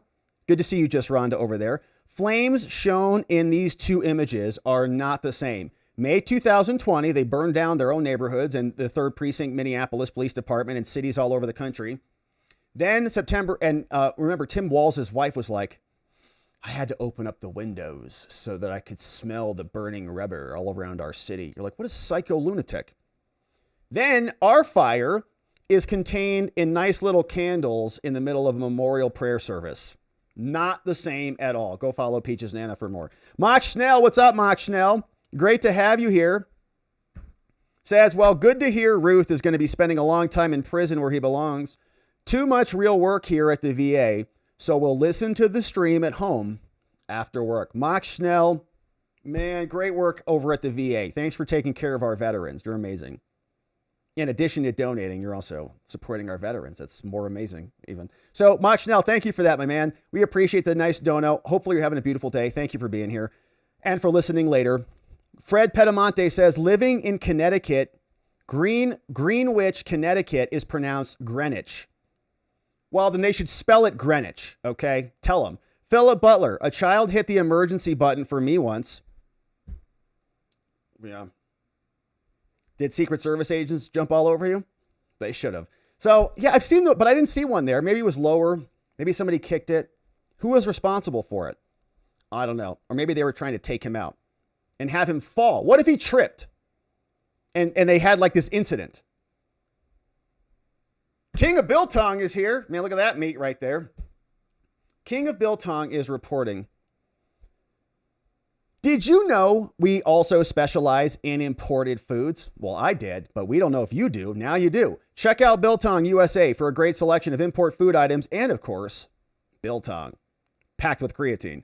BiltongUSA.com. Code Robert. You'll save 10% off if you go over there. BiltongUSA.com. Go check it out. This old guy says, 300 SIM gateway serves servers represent a cost in excess of $2 million. Okay, that's what I was guessing. I mean, like, what's a SIM card cost? They had 100,000 of them. Yeah, this is definitely an extremely well-financed telecommunications attack. Not something put together by a group of individual hackers, put together in spite of the photos of equipment sitting on the floor of various apartments. That was done to distribute the attack due to limitations of the mobile infrastructure to ensure maximum market penetration.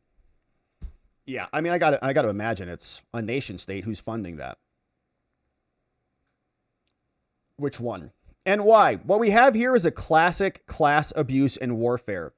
This is what happens when children are spoiled. Yeah, I think that might be right too. You know, just kind of, you hear the term spoiled rotten, like you get whatever you want. So the only thing that is exciting to them, since they have everything, is some sexual perversions and attacking somebody. And it's like the only thing that, gets them, dopamine hitting because their brains are so fried.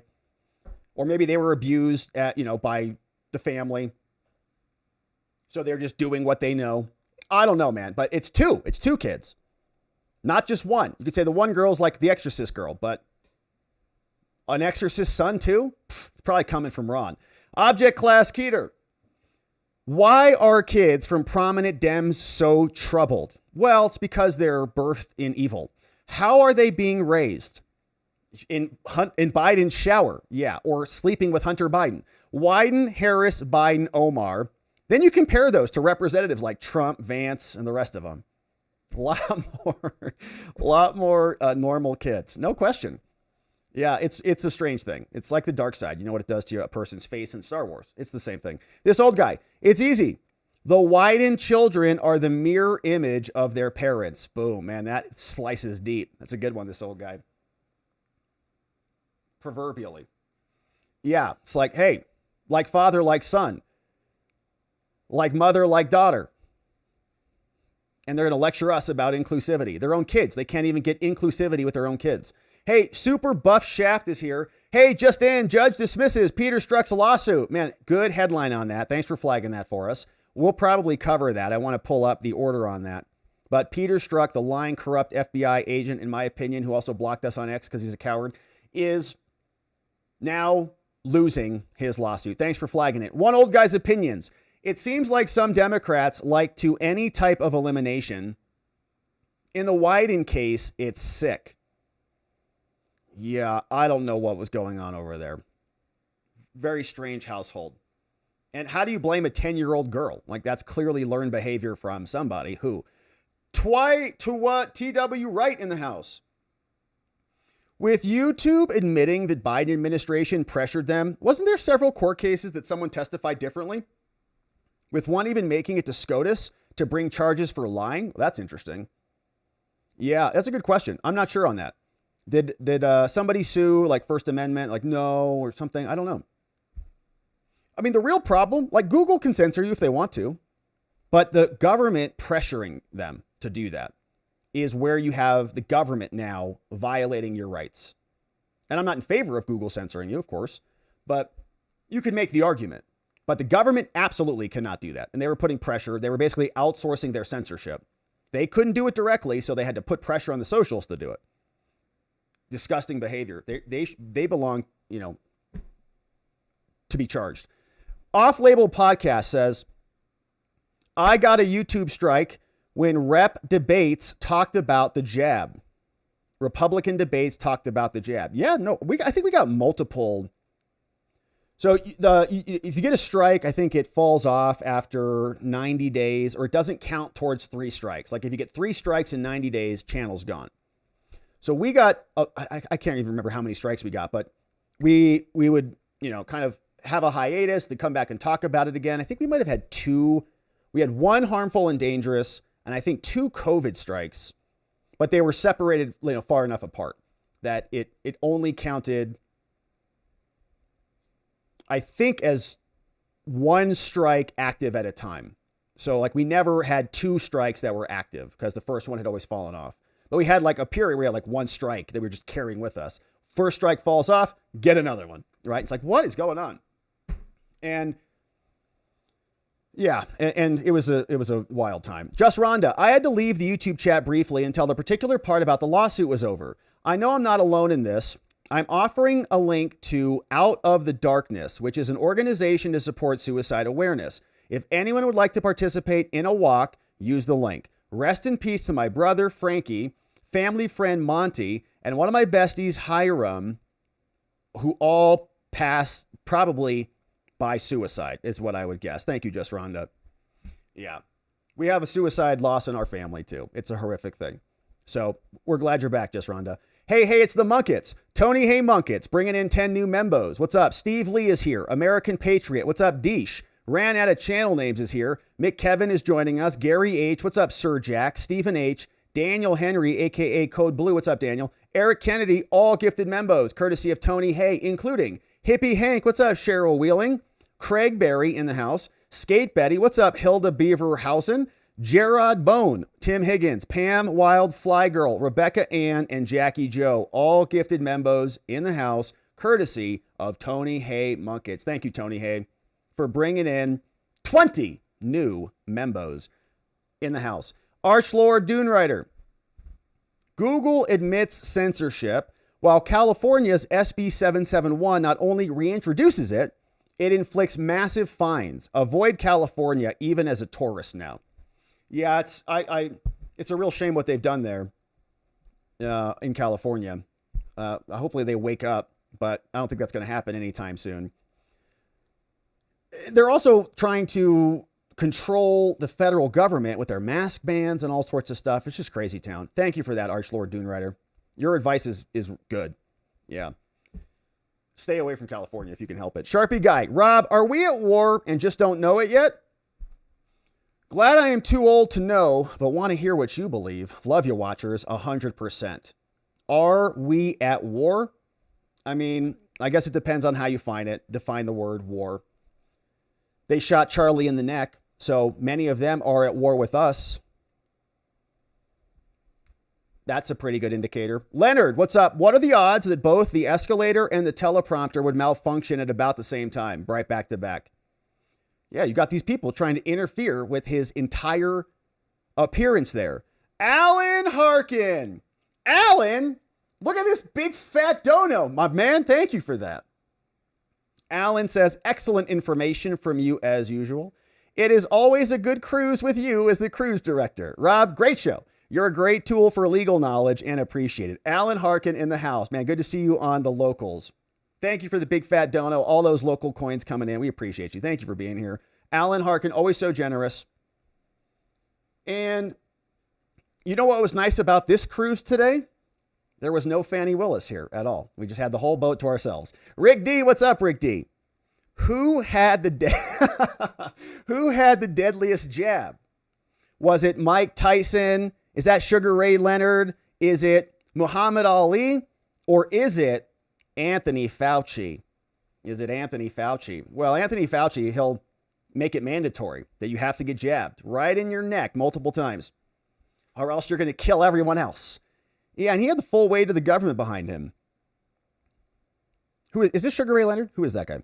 I'm pretty sure. CL, what's up? Trump to meet with Australian Prime Minister Albanese.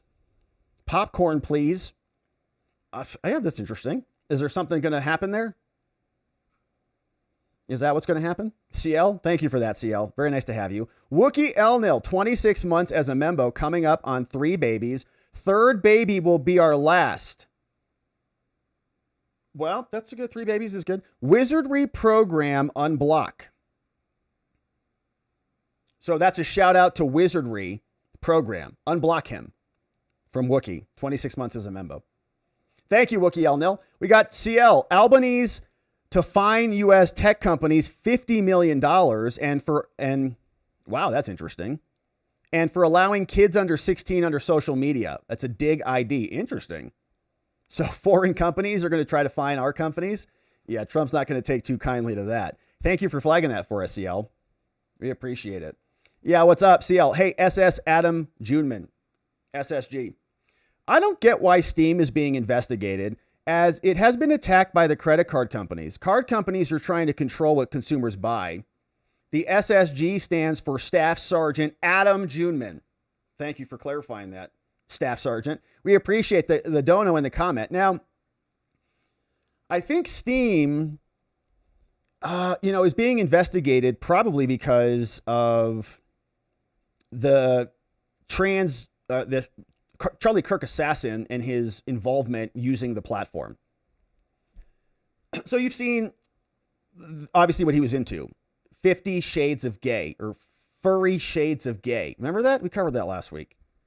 So he was on Steam buying those things. I think the question is he, using those platforms and joining the games to chat with other people to co-conspire? And you've seen this, like, I don't know, I'm not a huge gamer, but a lot of people spend time and develop relationships in these games that are like very deep, very extensive relationships.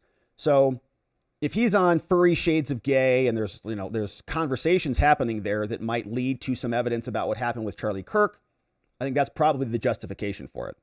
So I don't know that there's that I've seen any real pressure to like not have Steam post porn games or something. So if they want to do that and you're an adult, you want to do that weird furry stuff, which is also like disgusting because it's a proxy for pedophilia, as we saw. There was one guy who's drawing, very young animals that they call pups and have intercourse with them. So it would be, societally improper if you're drawing an adult man with a child. But if you just put tails on them and some fur, then you're just a furry and everything is fine. Bizarre. So anyways, I think that's probably why, because there's a nexus to a crime. And the question is Steam, facilitating those things, or what are they doing to monitor assassination plots on their platforms? It's probably why they're being looked into. Whether they have any real culpability or not, I think is an open question. What's going on? Yeah, like Roblox and these things, right? People like spend like all of their time in these games, and they've developed relationships. So it's almost like another chat platform. Leonard S., what's up? If Trump and Melania had fallen, we know exactly what the corrupt media would say. Yeah, trying to instigate a media circus, a narrative. Oh, Trump tripped and fell. No, you shut the elevator off because you wanted something bad to happen right as they were stepping onto it. It's not a funny joke. Those people obstructed the movement of the president by interfering with a government building. You can't do that. You can't just be a government employee and just start shutting things off outside the scope of your work. Charge him. Staff Sergeant Adam Juneman. Yeah, Steam is a platform and creators put games on it for 30% cut of the profits. That's all they get is 30% over there. Steam takes 70%. That's crazy. I know this because I play games on Steam every day. Well, shout out, Staff Sergeant. What are you playing? What game was I last playing? Rift Breaker, I think was the one. I like the base building games. They're kind of fun. I think I was playing that one the last time I was playing. Kind of tinker around on them. I buy a lot of video games and I never play them. I open it up. I'm like, wow, this is way too complicated for me. I have no idea what I'm doing. Then I exit out of it. I'm like, well, that was a fun $60. Anyways, Jonah Finn. So yeah, I think that's right. I think, again, to my prior comment, it's about them chatting or using the platform for unlawful acts. Steam takes 30%. Okay. Yeah, Rift Breaker. It is pretty fun. I'm not that good at it, but it is pretty fun. It's kind of like Factorio. I was a big fan of Factorio. That game was like Cracktorio. That game was a lot of fun. So Rift Breaker is kind of like that, but it's also base building and you're kind of like turtled into this base. Resource management, expansion, conquest, shooting bugs, all sorts of fun stuff. Prescott or Presskit? Prescott or Presskit? Man, I don't really know what the difference is from Jonah Finn. I'll tell you what it's not. It's definitely not Prescott. Okay, because if you say Prescott, then all the people from Prescott will not be happy with you. So just be cautious about that. So Prescott or Prescott. So I say, yeah, where do you live, Rob? I live in Prescott, Arizona. Prescott, Arizona. So which one was that? Was that the one with two S's or the second S? Yeah, I think Apple is 30% too, right? Pretty sure. Yeah, Sharpie guy. And it's not enough for Google copping for grace when they really ought to be punished severely, right? Well, Google, like, I actually have a little sympathy from Google. They, and Facebook, I mean, don't get me wrong, not a lot. Like Mark Zuckerberg came out of pocket personally to the tune of hundreds of millions of dollars to stop Trump. So the idea that Zuckerberg's like, no, I didn't want to censor you. I can't believe it. I was just pressured by Biden. Like, give me a break. Shut up. They came to you to censor. And you're like, well, we probably shouldn't, but if it really is Russian disinformation, then I guess we will throttle it. Well, that's inconvenient. And they throttled it to try to rig the election. It was election rigging. They were all culpable. And we understand that. But it's also, it's also kind of their platform. And the Bill of Rights is to stop the government from doing the things to you. And they were the ones putting pressure on them. And if you have to think about it as a private entity, if the federal government, if the White House is breathing down your neck, what are you supposed to do? How do you run with that? So like, I have a little sympathy for them. Again, not a lot, but the real culprits are the people in the government, and they should be held accountable because there's, I think, a clear delineation that they violated our constitutional rights. Yeah, what's up here? Rob, check bill, California bill, SB 771, please. It's insanity. 8 months as a member, coming up on one full baby. Amazing. And this one, wow. Regulate social media use among pupils and establish liability for social media platforms. So what are the social media companies saying about that? Thank you for flagging it. California bill SB 771. Yeah, this is right. Man, thank you for flagging this for us. Yeah, check out Boiling Point Live over on Rumble. Rob's going to be live on their show on Friday. Yeah, what time did I say I would be on that show? Because I also have Joey's birthday on Friday. I think I can make it still. So I think that's still the plan. Boiling Point Live on Friday. Got to confirm the time. But I think it's perfectly after. We're going to have an early stream Friday. Then we'll hop over to Boiling Point Live and we'll check it out. Thank you for reminding me about that, Donut. We appreciate that. And Boiling Point Live. Great to have you. All right, so my friends, let's see what's happening over on X. And then we'll call it a day and head on over to our members only after party. New members, can't wait to see you in the after party. Do we have any comments on the X? We got a couple. Here's this one. Fred, I met Donald Trump in 15. I met Charlie Kirk in 20. Actually talked with him about the Reformation for over 20 minutes. I can't get him in that video out of my mind. The nicest human I've ever met. Yeah, Charlie Kirk was just an all-around good dude. And they killed him. Donna Groves, just the constant failures of the Secret Service makes me wonder if they are the same leftovers from Biden-Obama 3.0. Do they get paid to continuously fail, or are they just that inadequately trained? Personally, I think they should be Navy SEALs, Green Berets, or Special Ops guys. From Donna Groves. Talking about the Secret Service just standing there. Oh, the escalator broke. Somebody should call a repair technician. Great. All right, my friends, thank you for sending that in over on X. What's up to the tech support dude watching over on Twitch? Great to see you. Villa Plot, Idiot HQ over there. Great to see you guys. Missed the morning show. Yep, indeed. Good to have you. All right, my friends. Thanks for watching over on Twitch. Shout out to our Rumble friends who are also watching us over there. We got Neuro D Mon, the fort down over there with Donut. King of Biltong's there. What's up? Simp Swan. Donnie Potwin in the house. DTOM 1776. Great to have you. And all of our friends on Rumble. Thank you for watching over there as well. But we're going to call it a day here. We're going over to our members only after party. Locals, friends, hang tight. YouTube members, you're going to get a new link and we'll see you over there in just a second. So hang tight in the chat. We'll drop that link in there. But we are going to pause here for the evening, my friends. Of course, we're coming back tomorrow. And before we wrap it up, we want to thank our amazing mods and meme smiths, of course, who mod down the fort for us and keep things nice and orderly and beautiful around here. Big shout outs to Donut, Mind Me, John in the House, K Bean, and Carrie B. We got Neuro D, Dog Digger, and Janek, along with Just Rhonda, Elliot, and Geegum Geegum, modding the fort down for us, keeping things nice and beautiful and orderly around here. My friends, it's been a great stream. Thank you for joining. Thanks for subscribing to our channel if you haven't already done that, so we don't miss you. But we are coming back tomorrow to get into it again.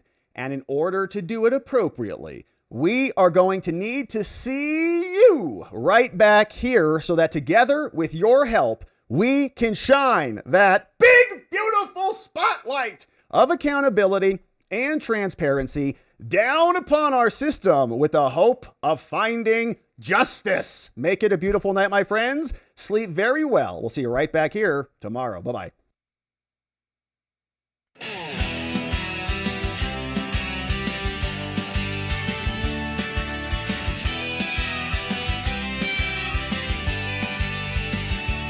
Thanks for watching, my beautiful friends. Now it's that time where the stream must end. You brought the heat with every chat and line. Together we expose corruption. One more time we dove in the truth where the media hides. Lit up the lies with receipts on all sides. The fight isn't over, but we made them sweat. We ain't done yet, no, not just yet. Because together we are watching the watchers. Truth on our side. Watching the watchers. We won't be denied. Watching the watchers. Eyes open wide. Fighting for freedom with nothing to hide.